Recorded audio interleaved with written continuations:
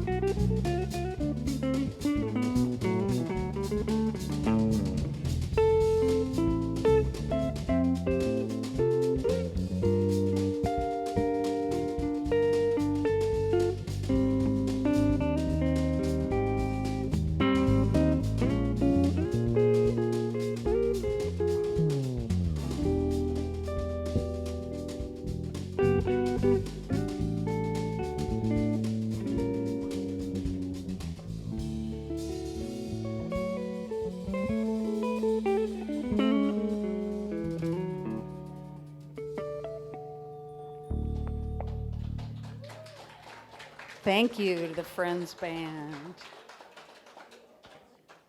We're going to sing our opening song. It's on your yellow sheet. It's called All Good, All Good.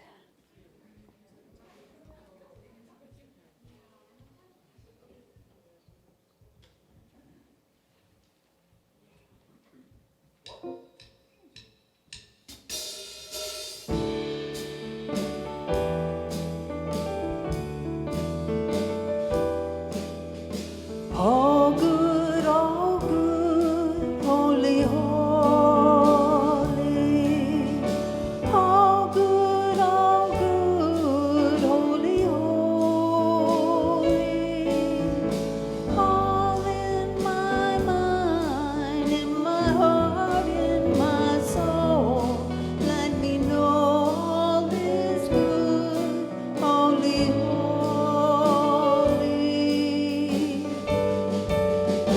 All love, holy, holy.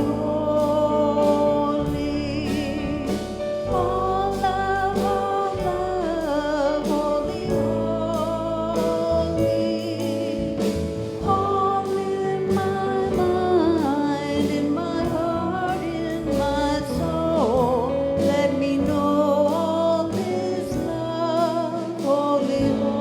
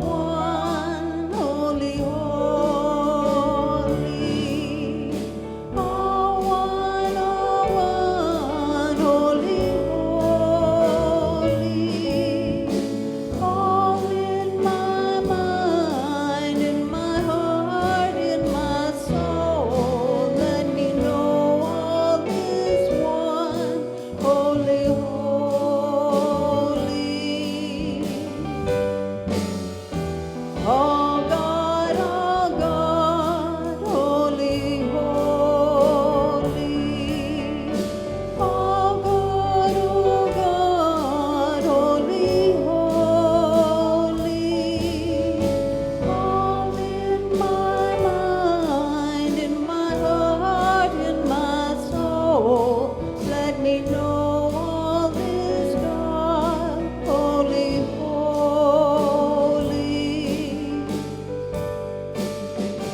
All good, holy, holy. All good, holy, holy. All in my mind, in my heart, in my soul, let me know all is good, holy, holy.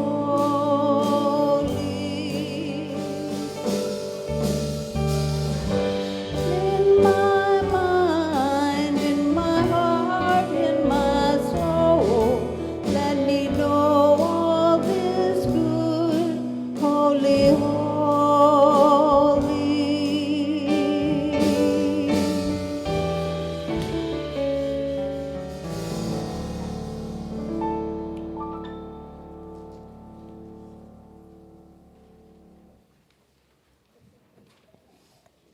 Good morning and welcome to the Portland Center for Spiritual Living.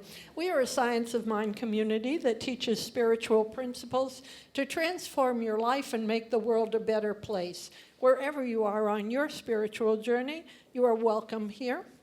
All we ask is that you stay open to the possibility of changing your entire life simply by changing your mind. My name is Nancy Ashley, licensed practitioner here, part of the ecclesiastical team, and it is my honor to welcome you. So if you're new to the center and here in person, there are welcome packets at the door, and I hope you have received one. If not, grab it on the way out.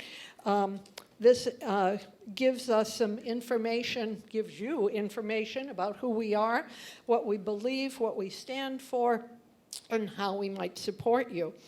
So for our global audience, I invite you to find out more about us at our website, cslportland.org. Under the About Us tab, you'll find a lot of information about who we are, what we stand for, and how we might serve you. The website also gives details about the various activities at the center. So everyone, here or virtual, is invited to visit our website, where you can sign up to receive email subscriptions. On the home page, if you scroll all the way down to the bottom of the first page, there's a space to sign up with your email address, and you will be able to receive then weekly email listing of all of our events and services. Second is our free program, 365 Ernest Holmes, which comes in at about 4 o'clock in the morning, every single morning. And you'll receive this with a lovely picture and a quote from Ernest Holmes and some comment on that by Reverend Larry. So it's a very nice way to start your day, whatever time you get up. And you can also enter your birth date to receive a birthday card on your birthday. So a few announcements. Our Sunday service, of course, is here in person at 11 o'clock, and we're also on Facebook Live at 11 a.m., and that is Pacific Standard Time, well, daylight time still. Our services are also presented later in the week on YouTube and via podcast, so you can catch it any way you want. But we'd love to have you here, so thank you all for being here. Our Wednesday night meditation this week, 7 p.m. Pacific Daylight Time, practitioner Kathy Batten will be leading the meditation with the theme, Love as a Compass. Love as a Compass. So lots of focus on love this week. Our Friday lunch with Reverend Larry, always at 11:30 a.m. Pacific Time, meeting via Zoom, and the lunch is optional, but there will be time for socializing and also some spiritual comment there. So we also have online Zoom groups for both the 12-step program for women called Transcendence every Saturday morning at 11 o'clock on Zoom. For any 12-step program, whichever one you might be in, we have a variety of participants from all different programs, but it's a wonderful chance to get together.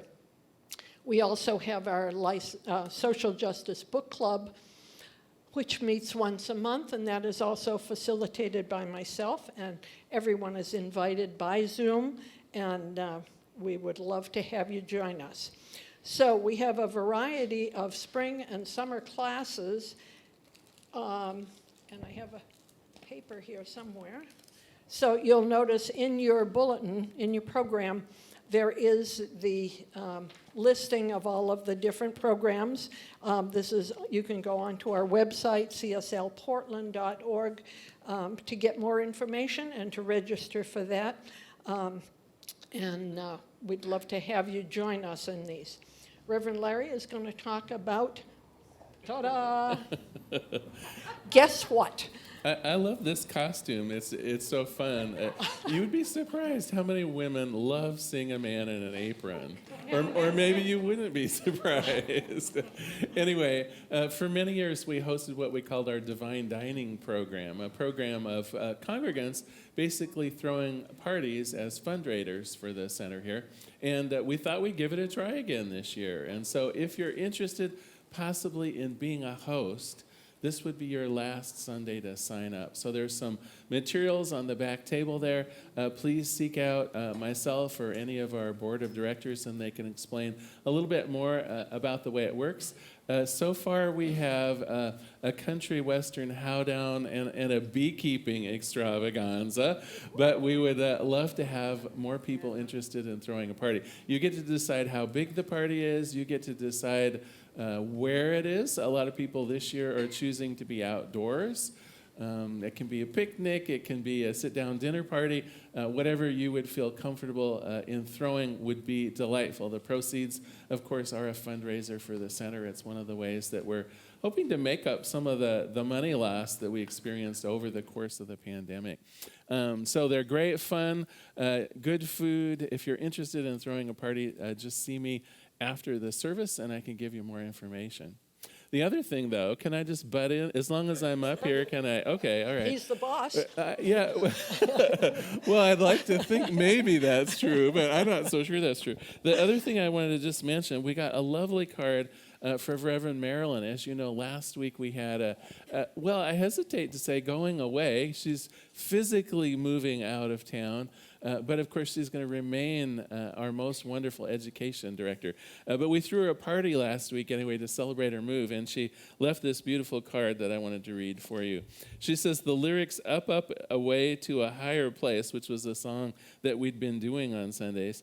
She says, it flows through my mind as I embrace the love that you have extended to me during Sunday's Bon Voyage party. It filled my heart with joy as we came together in community and delicious food. And she goes on to thank many of the people who were here last week. A heartfelt thank you to the beautiful relocation fund gift. Your generosity definitely lightens the cost of moving. Thank you. And I give thanks to each of you for giving the greatest gifts, the gifts of your spirit, over the past 12 years that I've been living in the Portland metropolitan area. Love, laughter, appreciation, compassion, kindness, and so much more that you have given me. I carry your gifts in my heart and in my mind. Wait a minute. She writes very small. Just that. Here we are. I carry your gifts in my heart and in my mind, and I embark upon trailblazing new pathways for expanding PCSL's circle of love, healing, and empowerment. Till next time, much love, Reverend Marilyn. Thank you, Reverend Larry. And thank you to Reverend Marilyn. I think she's on the road still, so she's probably not watching us. So our flowers today, as usual, are courtesy of Kat Jacobs. Thank you, Kat. Our special music today, we have guests from Colorado. Special guest artist Paul Teerlinck, and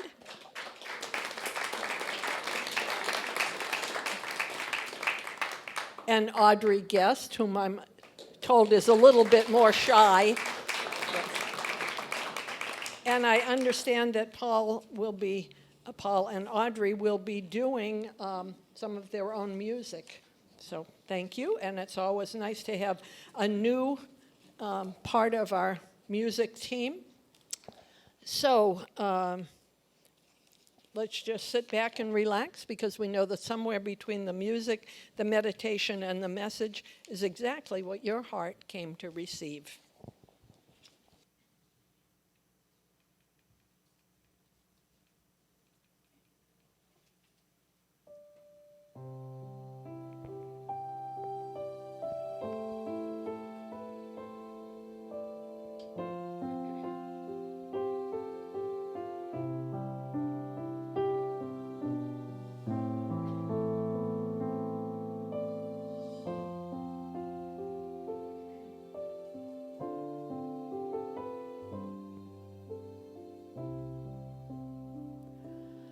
God is,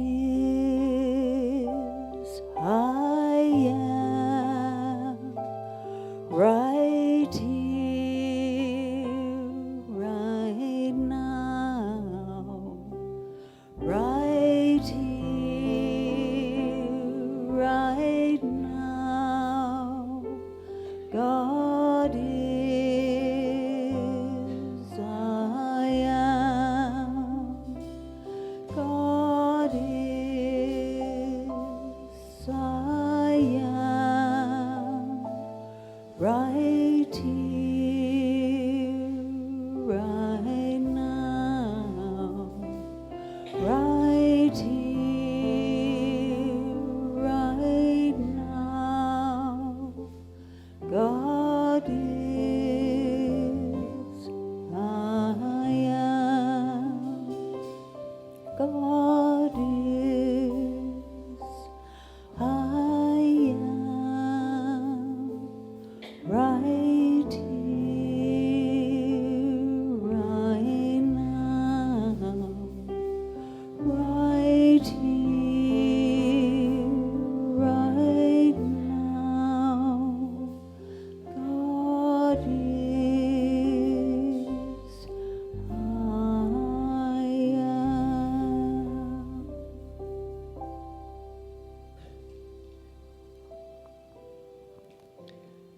So just knowing that here, right now, in this present moment, there is only one presence, one energy, one essence of love, of wisdom, of unity.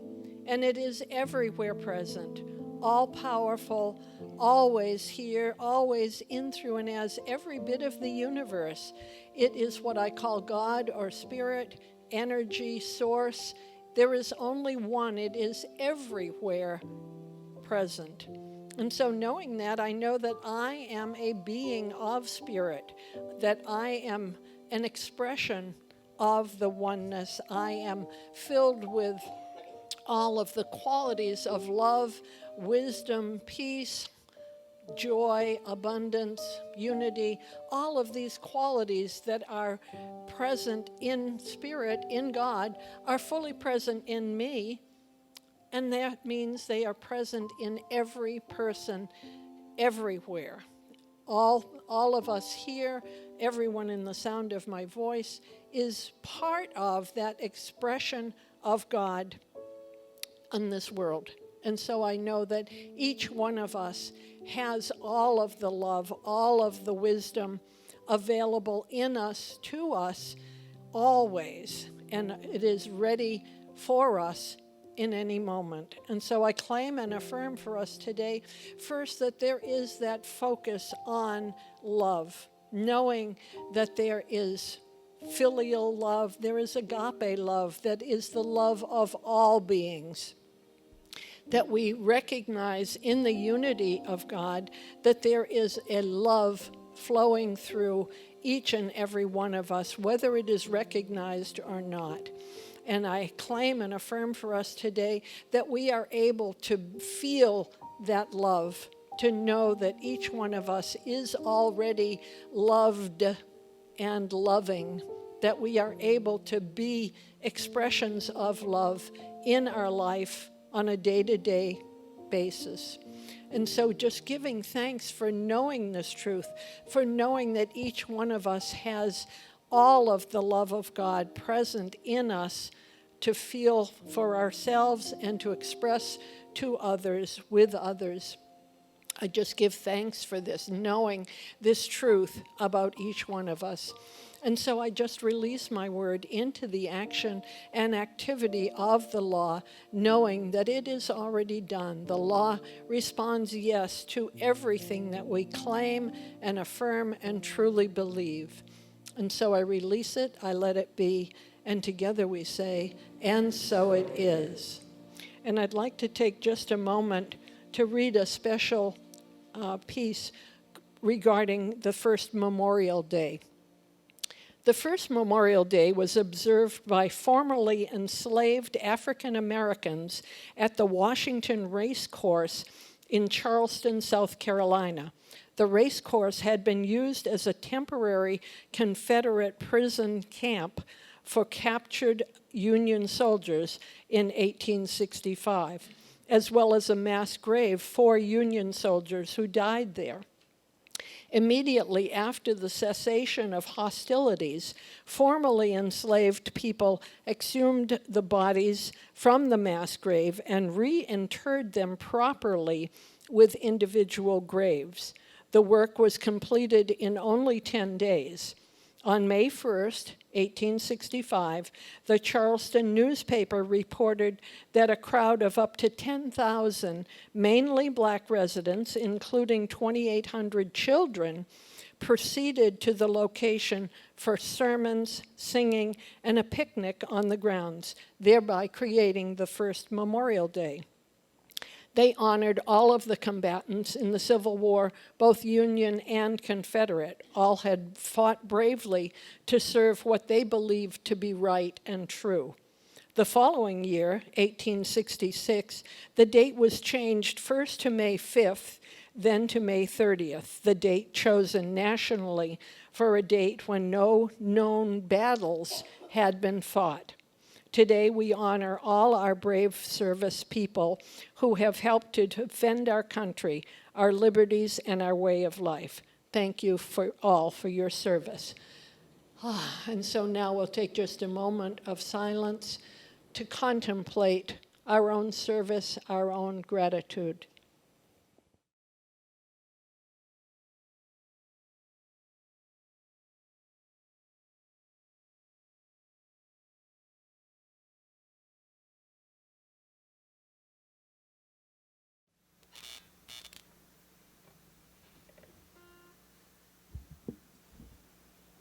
Are we all back? Okay. I was ready to go for a while. So, there's no love like a mother's love. And so, I'm going to cry, okay? Just tell you now. I don't know why, but this happens sometimes. We just have to deal with it, you know? So, CSL in Grand Junction asked me to plan Mother's Day. They gave me enough time to write a Mother's Day song. So this is a song I wrote for CSL in Grand Junction. Man, gosh. Yeah, really. I know I do an excellent job of that, don't I?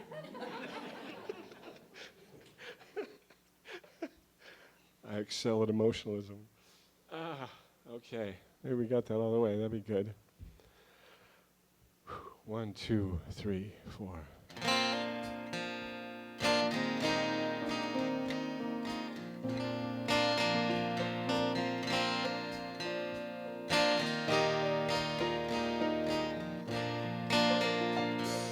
Mother, shine on me. Mother, shine on me. Bathe me in bright soothe me with soft breezes, Mother. Shield me from harm.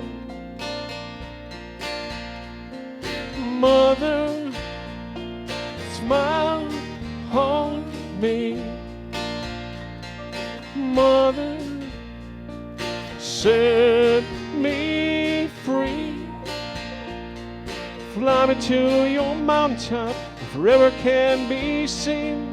Cool me in your deepest woods, Mother. Sit quietly with me.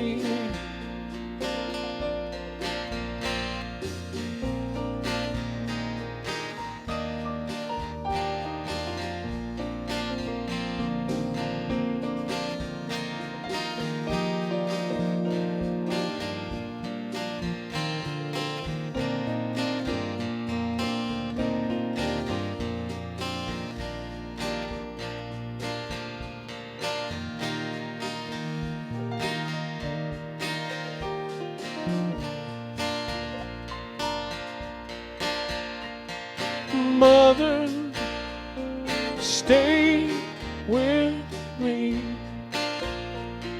Mother, set me free. Your brothers, one with sky and earth, one with all your creatures, Mother. Help me to give birth to love, to peace. Feel it deep inside me, and in the sun and air. I know that you are listening. You hear my healing prayer. Hear my healing prayer.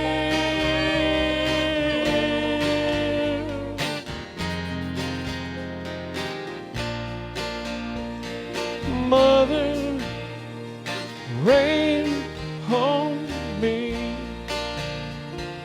Mother, wash me clean. Bathe me in bright flowers, hold me in your arms, soothe me with soft breezes, Mother. Hold me in your heart. You hold me in your heart.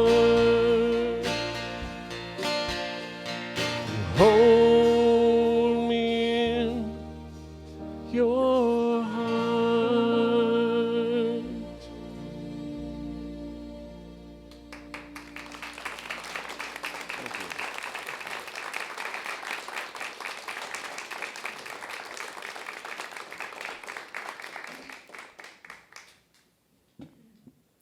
Gosh, what a treat to have new musical guests. So can we have you back just any time, or do the stars have to align with Colorado? Okay, all right. It's true. It's true. We'll try our best. Thanks again for being here today. Welcome, everyone. Happy Sunday. So we're finishing up our work in Michael Tamura's book, You Are the Answer. The thesis of the book, of course, is that we all have a divine purpose for being on the planet, that we're all divinely appointed to be here and with some work to do on the planet so that we leave it better off than when we entered it. Last week, we covered one of the key science of mind principles, and that is that our past does not have to define our future. So the principle is typically phrased as principle is not bound by precedent, meaning that tomorrow can be different than yesterday. And we talked a little bit about how our memory tends to fake us out, that the way that we retrieve our memories, unfortunately, tends to highlight some of the negative experiences from the past. And if we use that to be predictive, we're apt to think that the future is going to be bleaker or more difficult than really it has any right to occupy in our minds. And so hopefully we dispelled that idea that somehow our failures in the past will predict failure in the future. In spirit, every day is new. Every day is a fresh start. Every day we can make a difference in our own lives and in the lives of other people. Well, today I want to move on with that idea a little bit because I think there's well, actually I'm going to cover two things today, but I'm saving the love for second. So, and I think to get there, I want to talk about two different ways that we can approach the idea of making progress in our life. And to do that, I think I need to talk about the difference between magical thinking and miracle thinking. So you'll have to bear with me for a moment. Magical thinking is the belief that through some of our own efforts, if we just find the right way, if we just say the right words, if we just do the right thing, that somehow all of the pieces will fall into some magical place and my life will be perfect. And oftentimes we even try to recreate the past in that way. And let me use an example here on that one. Have you ever had one of those times when over and over again in your head you replay a scenario and think, well, now if I had said this different, the outcome would have been better. If I would have done this thing different, that's magical thinking. In fact, that's double magical thinking. It's not only magical thinking that there would be a different outcome, but it's also magical to think that you can redo the past, right? The past just happened. Let's move on. But I do notice that tendency, that wishful, hopeful way, that if only I tweaked this, if only I searched out that, if only I did this one thing differently or approached something differently, then everything will magically fall into place. And I have to tell you, there aren't good metaphysical basis for truth behind that. That is magical thinking. That's taking your wand and going, Wingardium Leviosa, I can do this. I can say the right thing. I can puzzle it out. And often that is not how we achieve our goals. So let's contrast that for a moment. Miracle thinking. Where magical thinking is, I'm going to do something on the outside so that the pieces will fall into place. Miracle thinking is knowing that the source of those changes are on the inside. It's through our faith. And I'm not always the best Bible scholar, but I remember I was astounded how many references that Jesus, one of the master teachers, made to miracle thinking in the New Testament. And I just wanted to share with you. Obviously, Jesus is not the only one that performed miracles. Many of the great ascended masters did that, whether it was the Buddha or Kuan Yin or others. But of course, Jesus' legacy perhaps more accessible to us. And I wanted to share the in Matthew 8 where he encounters the centurion. He says, when Jesus had entered Capernaum, a centurion came to him asking for help. Lord, he said, my servant lies at home paralyzed, suffering terribly. And Jesus said, shall I come and heal him? The centurion replied, Lord, I do not deserve to have you come under my roof, but if you would just say the word, my servant will be healed. Well, when Jesus heard this, he was amazed and said to those following him, truly I tell you, I have not found anyone in Israel with such a great faith. And then Jesus said to the centurion, go, let it be done just as you believed it would. And his servant was healed in that instant. Now notice Jesus didn't do some incantation, right? Jesus wasn't performing magic. Jesus wasn't doing anything. It was through the centurion's faith of healing that the healing accomplished. And so you know me, I'm actually pretty good at the internet, so I looked for other resources in the Bible Gateway that I use. And in Matthew 9:22, these are just little snippets of other stories. Jesus turned and saw her. "Take heart, daughter," he said, "your faith has healed you." And the woman was healed at that moment. And then in Mark 5:34, he said to her, "Your faith has healed you. Go in peace and be freed from your suffering." In Mark 10:52, "Go," said Jesus, "your faith has healed you." And immediately he received his sight and followed Jesus along the road. In Luke 8:48, then he said to her, "Daughter, it is your faith that has healed you. Go now." And in Luke 18:42, Jesus said to him, "Receive your sight, your faith has healed you." It's not about the incantations. It's not about doing the right thing. It's not about being in the right place.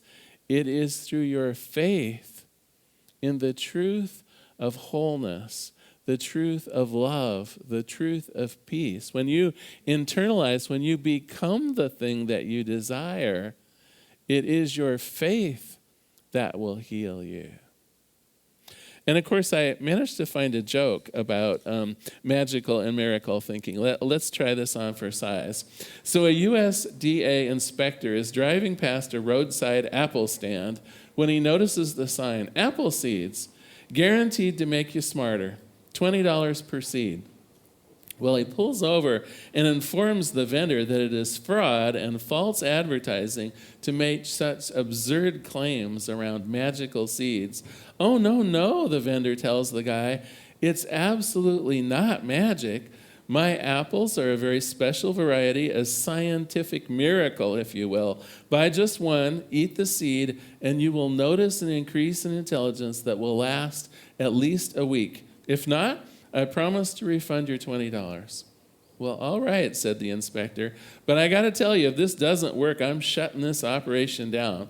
Well, he hands over the $20 bill, takes the seed, chews it up, and waits for some kind of an effect. Well, after a few moments, he points to a bag of apples, also for sale. "You know, even if you're not lying, I could have just bought this bag of apples and I'd have enough seeds to last all year." "Ah, yes," said the vendor. "You see, it's working already."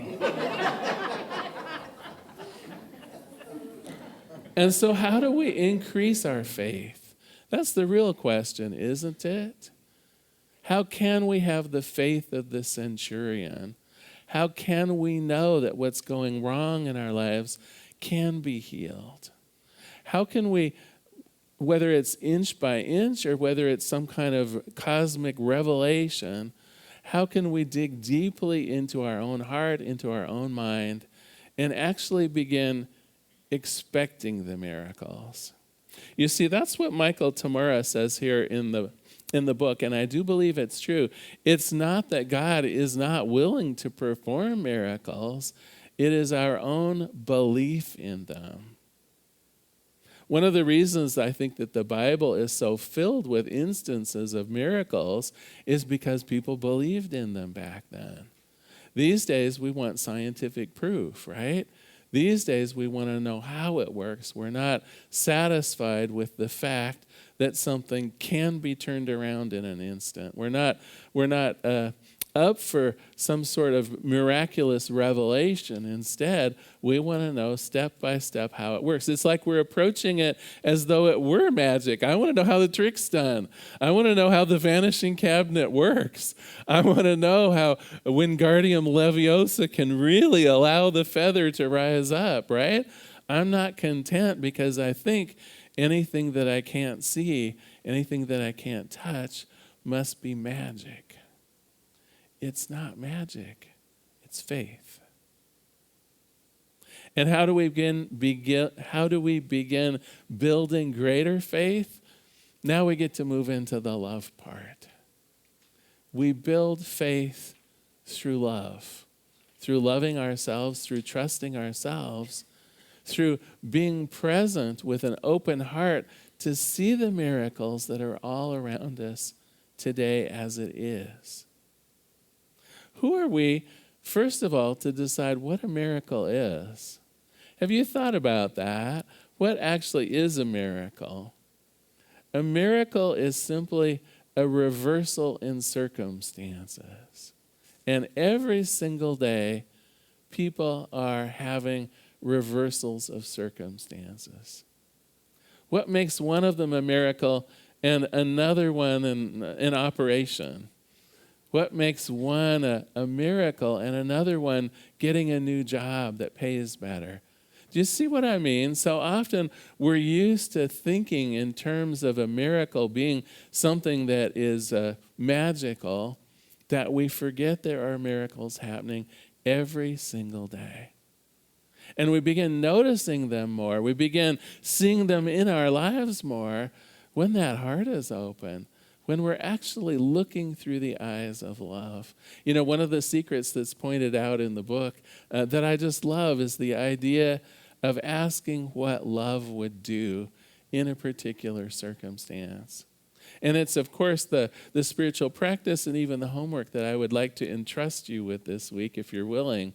The next time you're posed with something where you need to make a decision or where you're feeling stuck or where something is not going your way, pause for a moment and ask, what would love do in this circumstance? What absolutely would an open heart and an open mind do in this circumstance? I'm not going to react out of fear. I'm not going to do what I always used to do, right? We're going to let go of those things that happened in the past that may be highlighted in some negative way. Instead, we're going to know that we can move forward. We can actually expect a miracle. We can expect that reversal of circumstances when our heart is open and we're actually looking for the miracle. I'm actually expecting that healing to occur. I'm actually scanning my environment for the possibilities of life. Do you know what I'm talking about? Some of you, I'm getting the blank looks like. And I guess we're not used to doing that, right? We're not used to scanning our environment for what's good. Most of us, I'm afraid, are used to scanning our environment for what? For the things that could be a danger, for the things that stick out as negative, right? It's that bias, that mental bias that we talked about last week, where our brains are highlighting the memories that are negative, that are making associations in the present day with things that happened poorly in the past. And so it's not surprising that this way of thinking may be unusual to you. It's not something we're used to doing, hence the homework. Let us begin scanning our environment for all the things that are going right.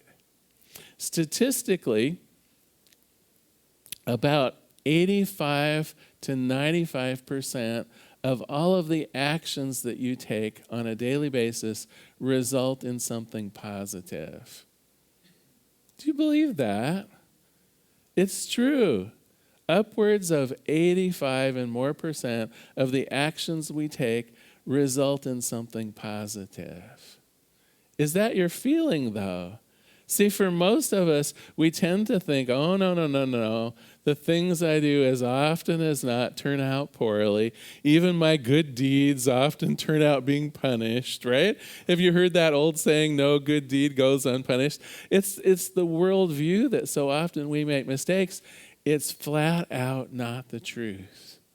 And when we open our heart to begin looking for the good, oh my gosh, you'll be bowled over. You will absolutely be bowled over at the good choices you make, at the possibilities that exist for you, at new ways of addressing life and working with people and so on and so forth. You will be ushering in a time of miracles.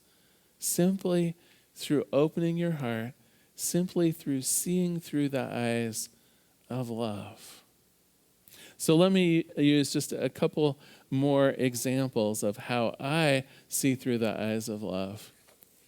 Oftentimes, it starts by something going wrong. That's where I have to catch myself, right? Because so often when something goes wrong, where would I tend to go in the past? I would tend to say something like, oh yeah, there it is again, right? My negative retrieval mechanism in my brain would associate the something going wrong with the somethings that have gone wrong in the past. And I would go, oh yeah, there I am again, back in a pickle. You know, this relationship is going to go poorly. This issue is going to be unresolved. Well, to me, that's my little flag, right? Because I can notice that now. I put like a little filter in my brain. When something goes wrong and that first negative thought pops up, I go, wait a minute. I know what's going on here, and I don't have to follow the negativity down a rabbit hole. I can simply choose to imagine that it might go all right. What if it all goes well? What if the condition reverses itself? What if an everyday miracle happens for me right now? And then you begin noticing the possibilities. It doesn't have to go the way that it went that other time. It doesn't have to be a negative situation. Yeah, I don't like this thing that happened right now that I'm looking at, but what if it brings more possibilities later? What if this has come up to be healed once and for all? What if this will just bring in additional opportunities as I digest what I have to do that's different this time? I'm going to do this differently. I'm going to approach this differently. And from the newness, from the difference, are the seeds of a miracle. Another way that you can look at this as well, you know, we tend to look in the past and notice some of the negative events, and we explained last week why that happened. But we can also use our past positive explorations to actually fuel our faith. What I know is, with a little work, we can all remember days that were magical and beautiful and happy. We can all imagine relationship issues that sorted themselves out. We were there. We experienced them. We have those good memories that we can draw on as well. And again, when I get to that point sometimes, when I'm noticing something that I'm not liking, a little hesitant, a little apprehensive about what's happening, I can look into my past and say, wait a minute. Remember 22 years ago when something like this happened, and it was marvelous. It worked itself out really well. I've actually experienced a little miracle there. Takes a little extra work. Remember, the negative associations are more apt to come up first. It's okay. Let them go. Smile at them, nod, and say, oh yeah, I know where you're coming from. It's that faulty brain mechanism I have that sorts all the negative things to the top for me to retrieve. But there are some great examples in there of when things worked out really well also. So 2 techniques. 1, look into the past. Know that you have solved some of these problems before. Use them as a way of bolstering your faith. I did it before. I can do it again. I've seen that mini miracle in my own life before. I can create it also. And then the other method, again, through that filter, you notice that little bit of a negative thing is happening. You begin to turn on the eyes of love. What if it all went right? What if love could prevail in this instant? What if my open heart is willing to receive something new? It doesn't have to work like it has in the past. Today is a new day.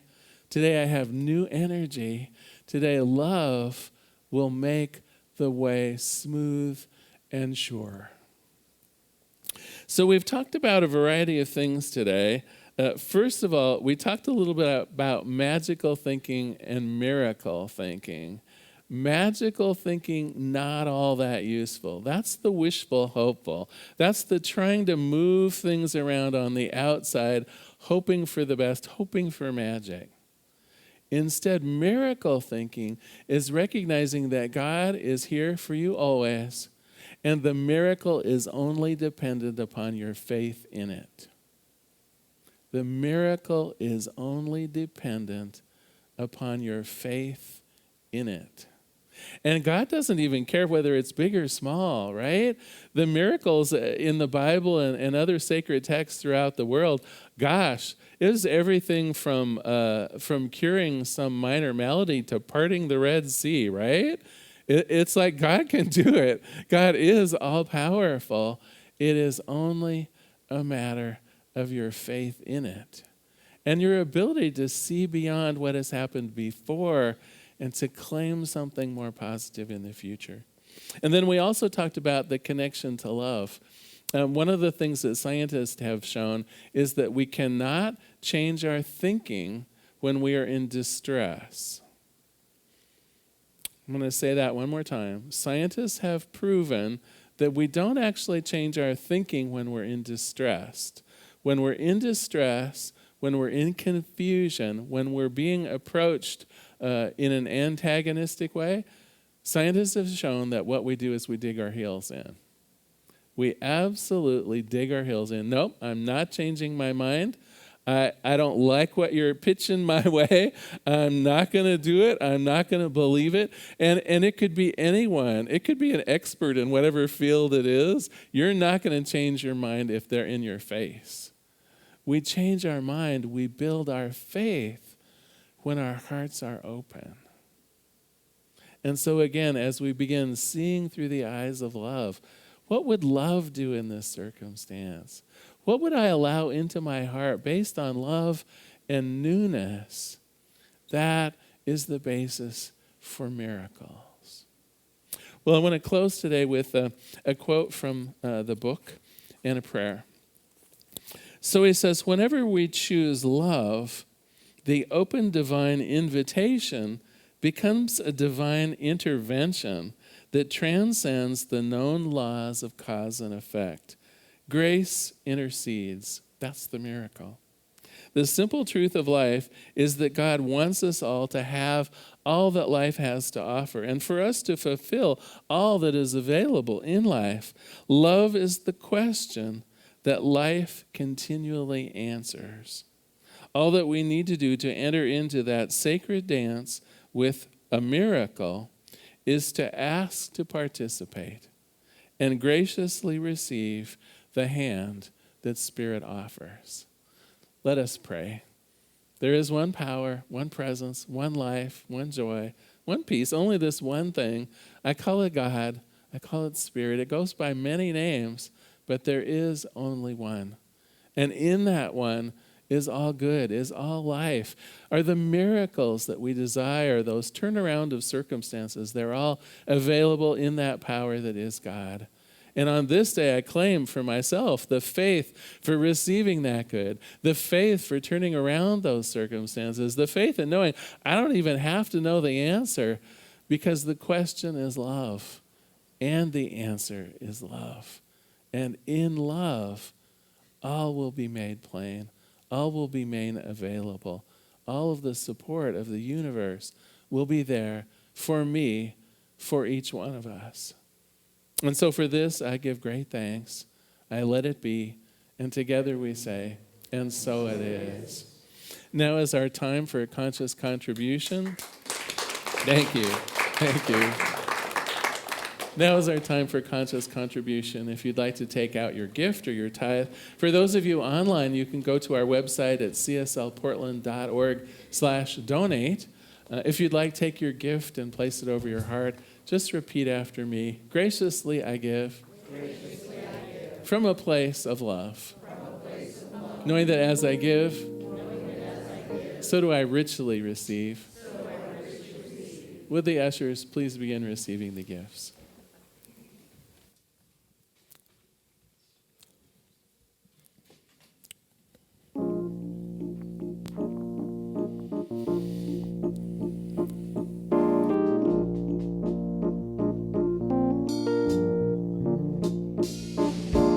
More than enough, more than enough, more than enough, more than enough.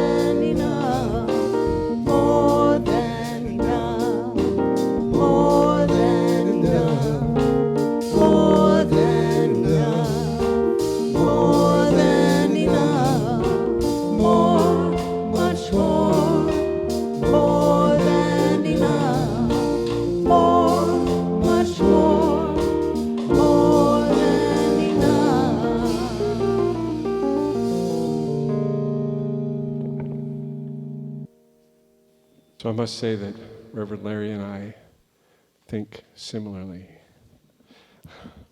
So I can't give assignments because I'm not the pastor. No, I can't. But I can share. And so this was a technique that was suggested to me. And when COVID hit, I could see that it was going to be easy for my thinking to go negatively fairly quickly. So one thing I do, I haven't been doing it on vacation, true confession. It's been pretty positive. I get up in the morning and I write down a page.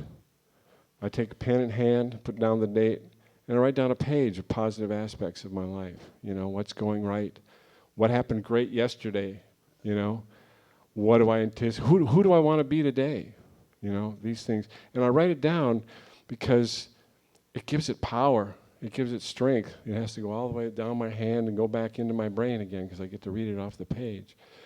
And it sets my intention for the day. And that way I don't get blindsided. And I don't do perfect days, but I just have a much better chance of staying in that place during that day. And then that's what I do. So there you go. Try it, you'll like it. So there we go. So this is a song about, unity and love. 1, 2, 3, 4.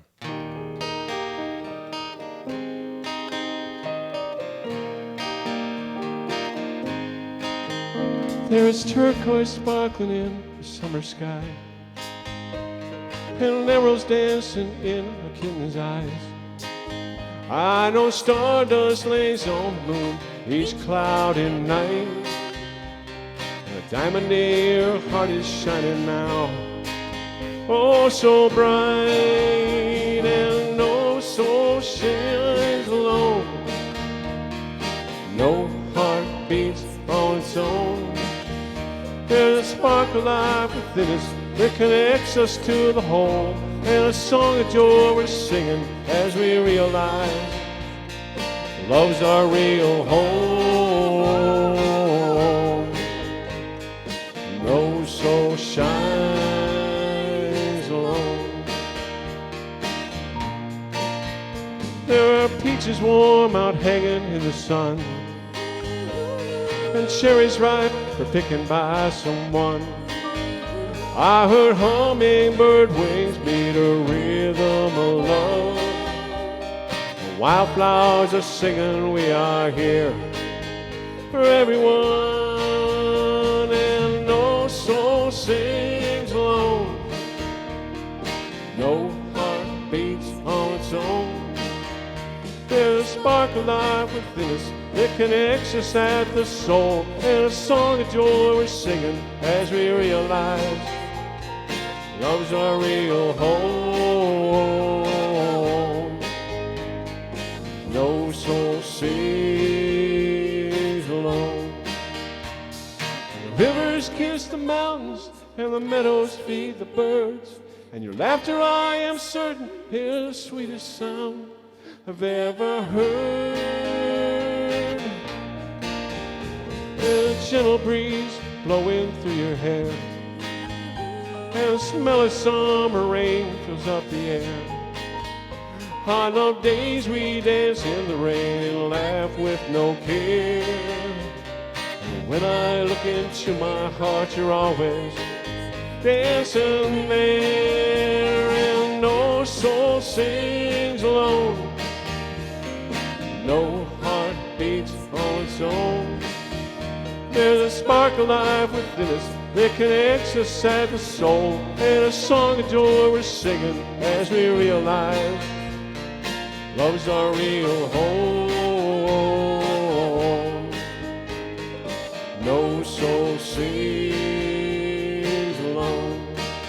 The rivers kiss the mountains, and the meadows feed the birds, and your laughter, I am certain, is the sweetest sound I've ever heard. And no soul sings alone.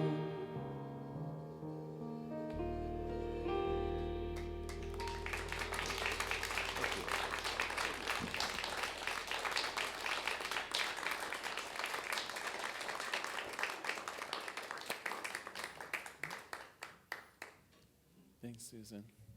On behalf of the Portland Center for Spiritual Living, I receive these gifts with great love. I know that our vision of a world that works for everyone, our ideas of personal empowerment, our prayers for love as we make our gifts to other nonprofits and pay our bills, this circle of love expands in the world. I'm grateful for this. I let it be, and so it is. So just a quick reminder about a couple things. I don't have my apron on anymore, but if you'd like to learn more about our Divine Dining program, if you're on the fence about maybe throwing a party, please see me afterwards. And I also want to remind people about prayer support. You know, there's a lot of negativity going on in the world right now. I suppose that's been true since the beginning of time. It doesn't have to have a big an effect on you. So if you would like some support in prayer, please seek out one of our licensed practitioners.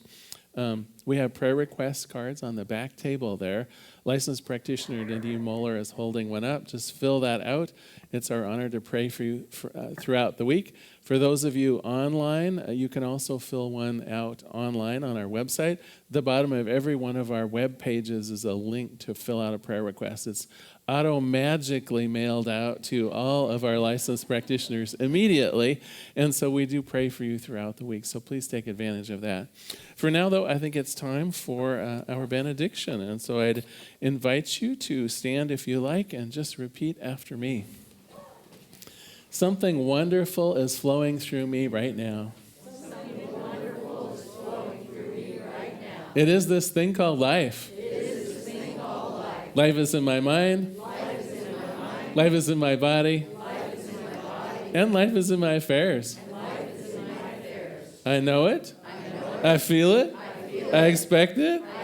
I expect a miracle in it. I expect a miracle in it. And I know that I am it. And I know that I am it. Just the way that I am. Just the way that I am. Please know with me that you are never alone. If at any time during the day or night, if forgetfulness might creep upon you, I invite you to go within. On that altar of the Most High, recognize that you are loved. And in gratitude for this, I let it be, and so it is. So it is. Sing our closing song, Blessed Always.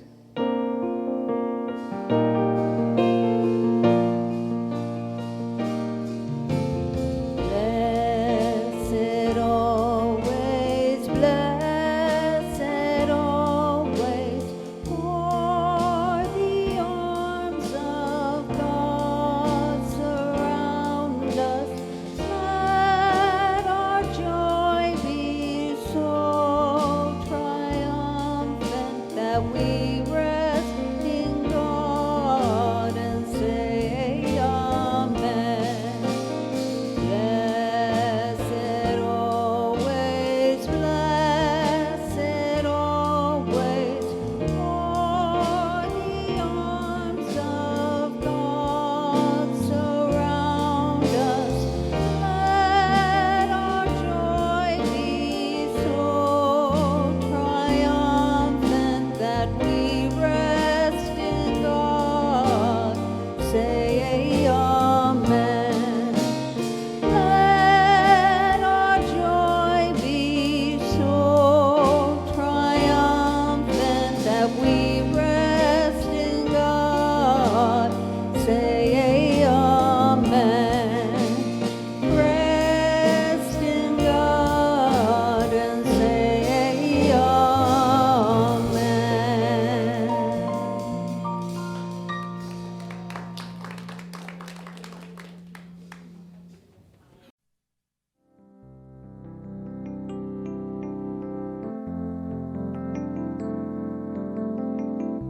If you happen to be in the Portland, Oregon area, we'd love to have you visit in person. The Portland Center for Spiritual Living is located at 6211 Northeast Martin Luther King Jr. Boulevard.